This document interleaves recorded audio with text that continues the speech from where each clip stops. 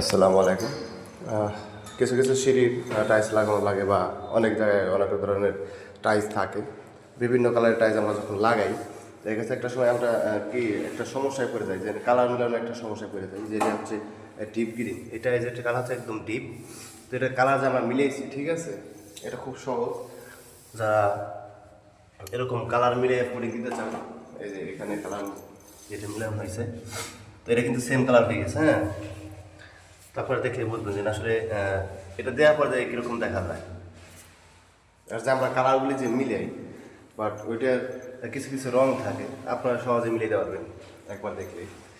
আমরা এখানে তিনটা কালার দিয়ে আমরা ডিপ গ্রিনটা তৈরি করছি। এটা স্পেশালিভাবে আমরা আনাইছি মালিকরে দিয়ে। এটা হচ্ছে গ্রিন কালার, এটা হচ্ছে ব্লু কালার, ব্লু বা আকাশি হইলে হবে। এটা হচ্ছে আপনার মেজেন্টা কালার। এই তিনটি কালার দিয়ে আমি ডিপ গ্রিনটা তৈরি করছি। আমি সবশেষে আর একটা ভিডিও করে ছাড়বো যে এটা কেমন দেখা যায়।